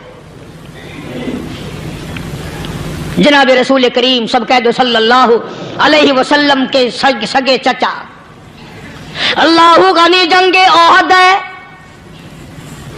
امام الانبیاء محبوب کبریا حضرت محمد مصطفیٰ صلی اللہ تعالی علیہ وسلم کو خبر دی گئی آپ کی حالت بھی زخمی ہے، آپ کا چہرہ انور زخمی ہو گیا، آپ کے چہرے میں خود جو سر پہ اوڑھ رکھا تھا اس کے حلقے کڑیاں چہرے انور کے اندر चली गई, निकलती नहीं, निकालना चाहते हैं, निकलती नहीं, निकालने की कोशिश करते हैं। अबू बैदा बिन जर्राह रज़ियल्लाहु ताला अन्हु ने दांतों में पकड़ कर वो हल्का जंजीर वाला खींच लिया।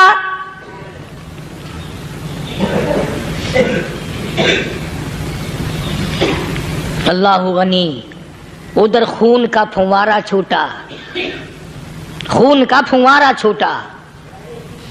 अल्लाह अर्श इलाही से आवाज आई, जिब्रील। पल झपकने के बराबर जिब्रील सारी दुनिया का निजाम तय कर सकता है। तवज्जो, अल्लाह ने आवाज दी, जिब्रील। अर्ज किया, हुजूर। फरमाया, याद रख, अगर मेरे महबूब का खून जमीन पे गिर गया तो फिर तो जिब्रील काएगा। सिदरतुल मुंतहा से सेकंड तो बड़ी चीज होती है, पल झपकने से पहले जिब्रील ने आकर उस खून को संभाला है। इतनी अजमत है सरकार मदीना सल्लल्लाहु अलैहि वसल्लम की अल्लाह तबारक व तआला के यहां और हर पैगंबर की। इब्राहिम अलैहिस्सलातु वस्सलाम को मक्का के बादशाह ने मंजनीक में बिठाकर यूं आग में फेंक दिया, उस मिंजनीक में से, पंगूड़े में से खलील निकल चुका। आवाज आई, जिब्रील। जवाब मिला, हुजूर, कि मेरा खलील को क्या हुआ? हजरत जिब्रील को हुक्म हुआ, याद रख, अगर खलील का एक बाल भी जल गया तो जिब्रील किस काम का? अल्लाह तबारक व तआला के फरिश्ते ने पहले पहुंचकर आग पे पर बिछा दिए।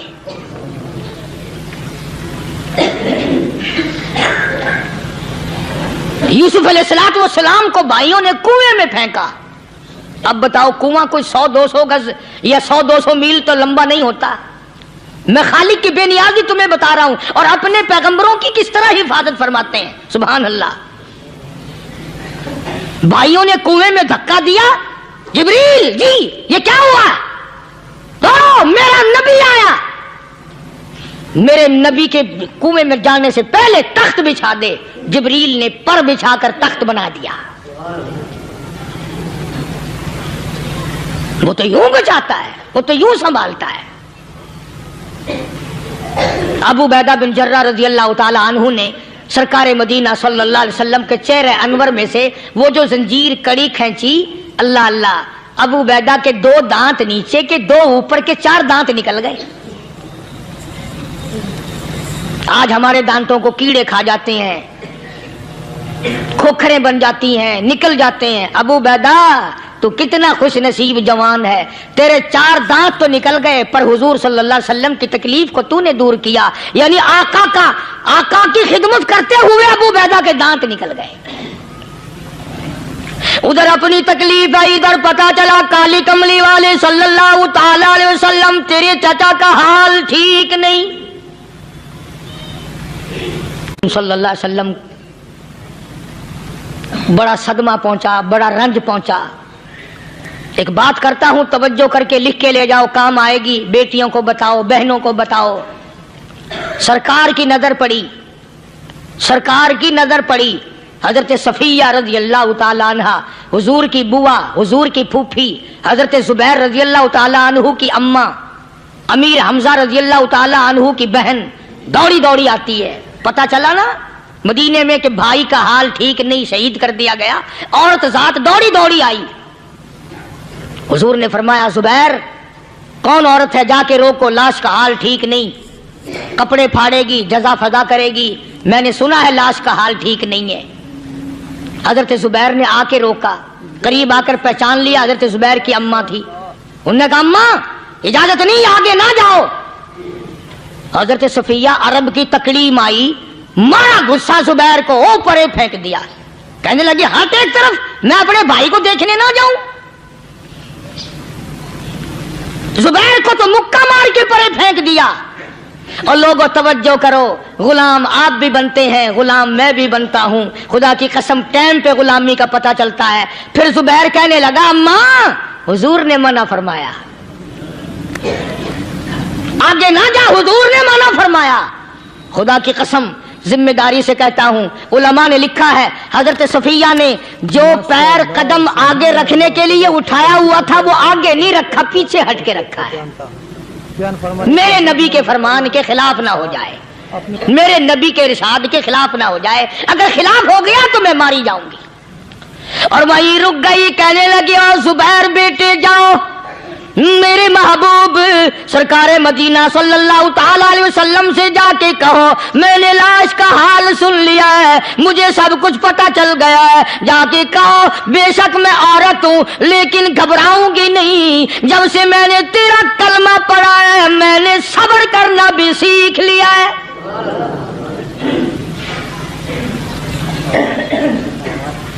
میں جدا فدا نہ کروں گی، میں کپڑے نہ پھاڑوں گی، میں رونا دھونا نہیں کروں گی۔ مدنی کریم صلی اللہ علیہ وسلم کو حضرت زبیر نے جا کے بتا دیا، میری اماں یوں کہتی ہے، فرمایا پھر بے شک اجازت ہے جائے۔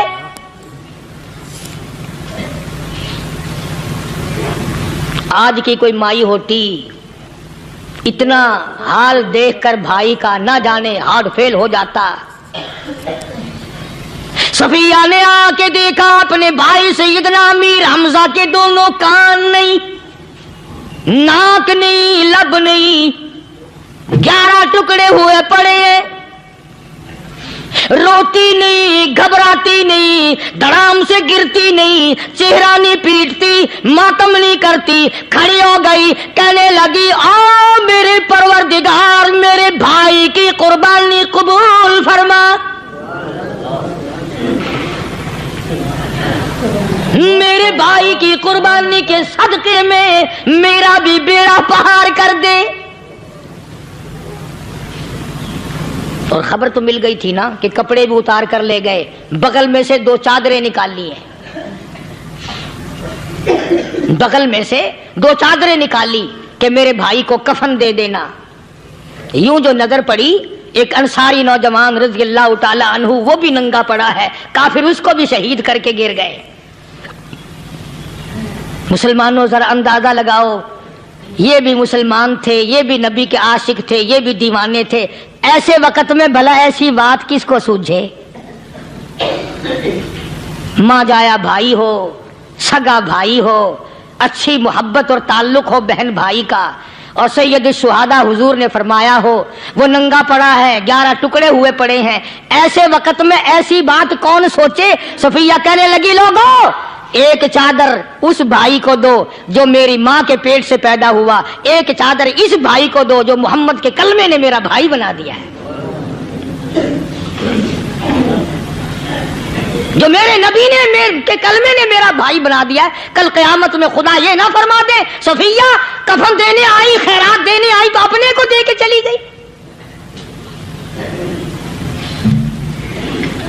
اب ان میں ایک چادر ہے چھوٹی اور ایک ہے بڑی، پھر کہنے لگی میری چادریں واپس کر دو، ایسا نہ ہو میرے بھائی کو بڑی مل جائے دوسرے بھائی کو چھوٹی مل جائے، اللہ پاک کل یہ نہ فرما دے اگر کفن دینے بھی آئی تو اپنے کو بڑی دوسرے کو چھوٹی، یہ اللہ کی رضا والا تو کام نہیں۔ قرہ اندازی کی، سگے بھائی سیدنا امیر حمزہ رضی اللہ تعالیٰ عنہ کے حصے میں چھوٹی چادر آئی اور اس انصاری جوان کے حصے میں بڑی چادر آ گئی۔ چنانچہ جب محمد عربی صلی اللہ تعالیٰ علیہ وسلم تشریف لائے تو حضور کو اتنا صدمہ پہنچا، میری مستقل کیسٹ ہے سیدنا امیر حمزہ رضی اللہ تعالیٰ عنہ کے عنوان پر، آپ لوگ اسے خرید کے سنیں۔ تم بھی کہتے ہو کہ ہم نے اسلام کی بڑی خدمت کی، ہم نے قرآن کی بڑی خدمت کی، ہم نے علماء اور طالب علموں کی بڑی خدمت کی، ہم نے مسجد اور مدرسوں کی بڑی خدمت کی۔ میں یہ کہتا ہوں آؤ دیکھو تو صحیح کہ ان حضرات نے کہاں تک قربانیاں دی ہیں۔ حضور نبی کریم صلی اللہ تعالی علیہ وسلم جب اپنے پیارے چچا کی لاش پہ آئے، چہرے پہ نظر پڑی دونوں لب نہیں، کالی کملی والے صلی اللہ تعالی علیہ وسلم نے منہ میں جھانک کر دیکھا تو زبان نہیں، ذرا نیچے کو نظر کی پیٹ میں جگر اور کلیجہ نہیں، دونوں ہاتھ نہیں، دونوں کان نہیں۔ یہ حال دیکھ کر حضور صلی اللہ علیہ وسلم کو چکر آ گیا، زمین پہ تشریف فرما ہو گئے، اور پھر بلکہ یہاں تک لکھا ہے کہ آپ نے یوں فرمایا او میرے مالک اگر صفیہ مائی میری بوا پھوپھی یہاں نہ ہوتی تو میں یہ ٹکڑے بھی نہ اٹھاتا. اگر تو یوں ہی راضی ہے تو میں بھی یوں ہی راضی ہوں. اور پھر جب ان ٹکڑوں کو جوڑا گیا تو صحابہ نے عرض کیا یا رسول اللہ صلی اللہ تعالی علیہ وسلم، امیر حمزہ قداور آدمی تھا، لمبا تکڑا بہادر آدمی تھا، حالت یہ ہے چادر چھوٹی ہے بھی ایک ہی، اگر سر ڈھانپتے ہیں تو پیر کھل جاتے ہیں، پیر ڈھانپتے ہیں تو سر کھل جاتا ہے. حضور نے فرمایا سر کو چھپا دو، پیروں پہ میرے چچا کے درختوں کے پتے ڈال دو.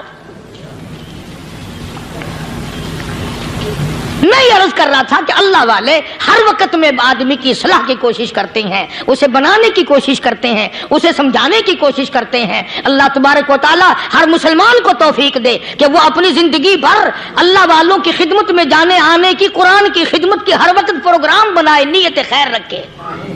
کیوں؟ اس لیے اسی کو کہتا ہے کہ لیے پھرتی ہے بلبل چونچ میں گل،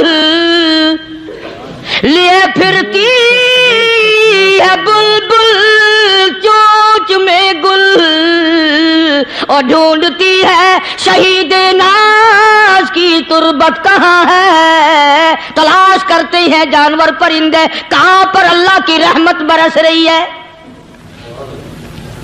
تو ہمیں بھی اللہ کی رحمت کا طالب ہونا چاہیے، اللہ کی رحمت کا متلاشی ہونا چاہیے. اللہ پاک مجھ پہ اور آپ سب پر، ساری امت پر اپنا کرم فرمائے. آسمانی کتابیں نازل فرمائی، اسی کو لوگ زیادہ چمکاتے ہیں.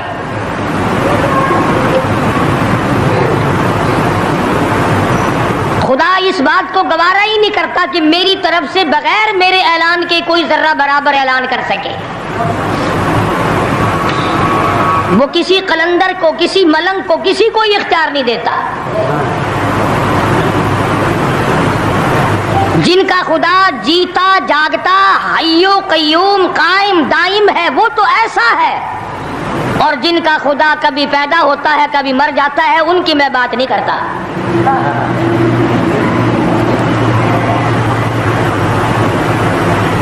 پروردگار عالم نے ایک طریقے کا سوال کر دیا، اگر تم میرے معاملات میں شریک کار بنتے ہو تو آؤ پھر ایک ناخون بنا کے دکھاؤ،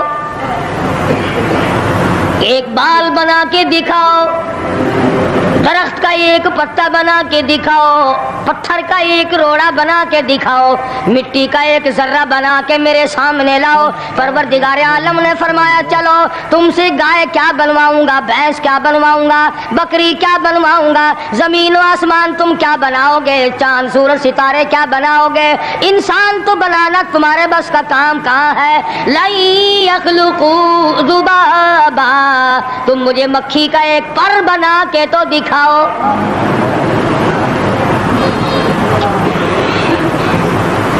فرمایا جس کے دل میں توحید و ایمان یقین کی دولت جم جاتی ہے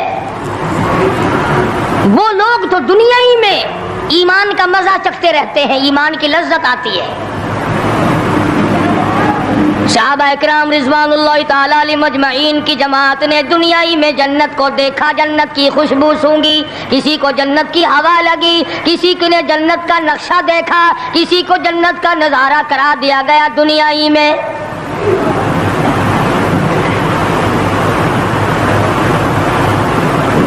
خوش نصیب تھے وہ لوگ جنہوں نے محنت سے اپنی آخرت کو بنایا، اپنی قبر کو بنایا، اپنی تمام تر زندگی میں کبھی بے فکری سے بسر نہ کی، رات کو سوچا، دن کو سوچا، صبح کو خیال کیا، شام کو خیال کیا. یہ ناپائیدار زندگی ہے، یہ ختم ہونے والی زندگی ہے، اس لیے مجھے دائمی زندگی کی کچھ تیاری کرنی چاہیے. ان لوگوں نے کمائی کی اور محمد کریم صلی اللہ تعالی علیہ وسلم کے ساتھ رہے، دنیا ہی میں ان کو جنت کے مزے آیا کرتے تھے.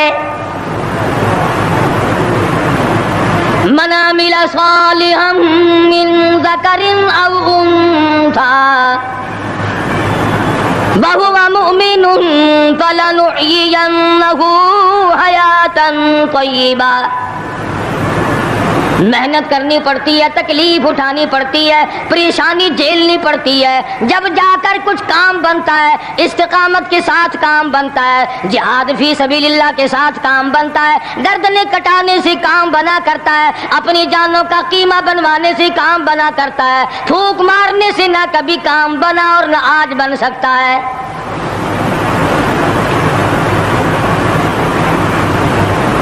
علماء کرام میں بے شمار لوگ اس قسم کے آئے جو استقامت کا پہاڑ ثابت ہوئے۔ ان میں سے بعض نے یہ لکھا ہے کہ بعض مرتبہ کھانے میں ایسا مزہ آتا تھا جیسے جنت کے کھانے کا مزہ آتا ہے۔ شاہ عبد الرحیم صاحب رائے پوری رحمہ اللہ خدام نے عرض کیا، حضرت پورا مہینہ گزر جاتا ہے رمضان المبارک کا، کچھ دو چار نوالے، دو چار لقمے کھا تو لیا کرو۔ تو فرمانے لگے، میں اللہ پاک کا قرآن کریم دن کو پڑھتا ہوں، رات کو پڑھتا ہوں، سارا دن تلاوت کرتا ہوں، ساری رات تلاوت میں لگا رہتا ہوں، اور لوگوں تمہیں کیا معلوم ہے، جب میں خدا کا قرآن پڑھتا ہوں میرے منہ میں جنت کے پھلوں کا مزہ آتا رہتا ہے۔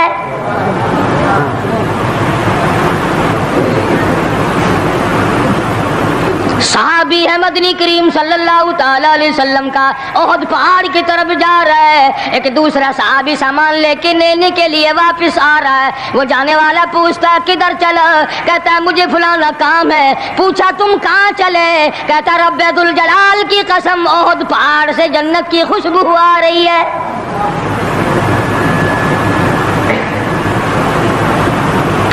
تھے یہ لوگ ارادے کے، استقامت اس قدر مضبوط تھی، دنیا کی کوئی طاقت ان لوگوں کو نہیں ہلا سکی۔ سید عطا اللہ شاہ صاحب بخاری رحمہ اللہ علماء اکرام کی پگڑی تھی، علماء کے آبرو تھے، شاہ صاحب علماء کی عزت تھی۔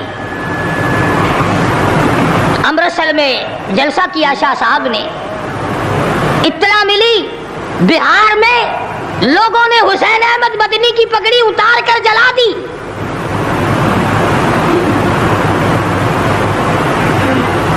بخاری نے جلسہ کیا، لوگوں نے جستجو آنا نگاہوں سے دیکھا کہ آج بخاری سٹیج پہ ننگے سر کیوں آیا۔ فرمایا ہاں ہاں جو کچھ نگاہوں سے پوچھ رہے ہو سمجھ گیا ہوں، تم یہی کہتے ہو نا کہ میں ننگے سر کیوں آیا ہو، جب حسین احمد کی پگڑی تم نے اتار دی، بخاری اوڑھ کر آنے والا کون ہوتا ہے؟ آج تک دیکھو ان بہاریوں کو تم کہاں کہاں یہ دھکے کھاتے پھرتے ہیں۔ مولانا حسین احمد مدنی رحمت اللہ علیہ کی پگڑی اتاری، پیروں کے نیچے بلی اور جلا دی، داڑھی میں شراب پھینکی، بے عزتی کی، پتھر مارے۔ جو سب سے آگے تھا صبح کو تالاب میں نہانے گیا، پیر اوپر ہے سر نیچے ہے، لوگ کہنے لگے بلے بلے اتنا لمبا سانس، بہت دیر ہو گئی۔ جب آدھا دن گزرا لوگوں نے جا کے دیکھا حضرت دنیا سے تشریف لے جا چکے تھے، وہ مر چکا تھا، پاؤں اوپر سر پانی میں ڈوب کے مر گیا۔ اس طرح سے غرق کیا خداوند عالم نے، کیا میرے ولی کی توہین کرنے والوں تم بچ کے نہیں جا سکتے۔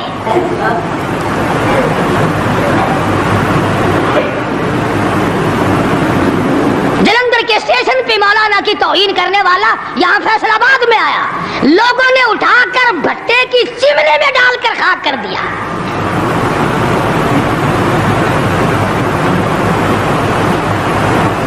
اللہ والوں کی توہین بشرطے اللہ والا ہو، ڈھنگ والا نہ ہو، فریب والا نہ ہو، ٹھگی والا نہ ہو، کتے بلی والا نہ ہو، اللہ والا ہو، خدا اس کا انتقام لیتا ہے۔ کلکتے میں مولانا ابوالکلام آزاد رحمہ اللہ کی بیگم بیمار ہے، مولانا ابوالکلام آزاد رانچی جیل میں ہے،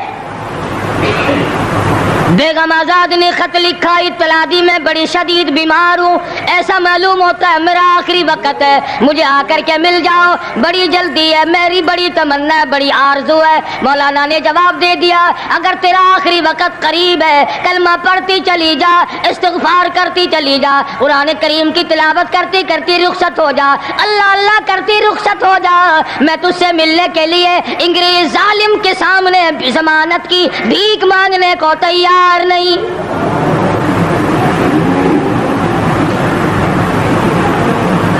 आज ये जो उलमा की तौहीन करते हैं, कभी अखबारों में लिखकर फलां मुखालिफ था पाकिस्तान का, तुमने पाकिस्तान का कौन सा कंधा दे रखा है, तुमने पाकिस्तान का क्या संवारा, तुमने पाकिस्तान का क्या बनाया, आधा पाकिस्तान बेच के खा गए हो, तुम्हें पूछने वाला कोई नहीं।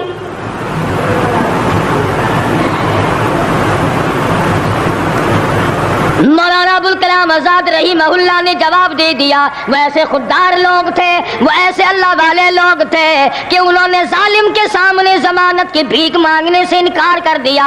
और ये सिर्फ एक ही ये नहीं, इस किस्म के हजारों थे। मिस्टर थॉमसन फ्रांसीसी मौर्रिख लिखता है, दिल्ली के चारों तरफ, दिल्ली से आगरे तक, दिल्ली से पानीपत तक, दिल्ली से मुरादाबाद तक, दिल्ली से गाजियाबाद तक, चारों तरफ कम से कोई दरख्त का टहना ऐसा ना था जिस पे किसी आलिम दीन की लाश ना लटकी हो।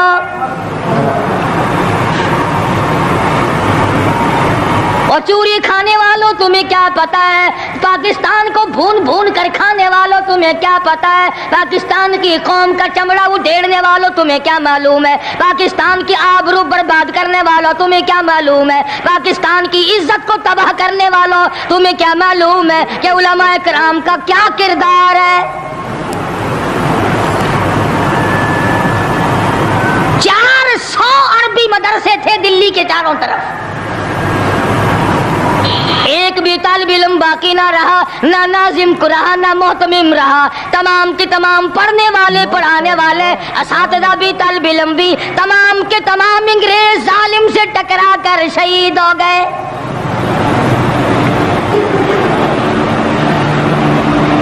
मौलाना अबुल कलाम आजाद रहीमहुल्लाह ने जवाब दे दिया, बेगम आजाद का इंतकाल हो गया, बेगम आजाद का इंतकाल हो गया। मौलाना आजाद की बीवी का जनाजा कलकत्ते के बाजारों से निकल रहा है। वो मुसलमान जो अंग्रेज का पेशाब चाटा करते थे, जो अंग्रेज की लीद चाटा करते थे, अंग्रेज के घोड़ों की मेमों का थूक चाटने वाले मुसलमान बेगम आजाद के जनाजे पे लठ बरसाए।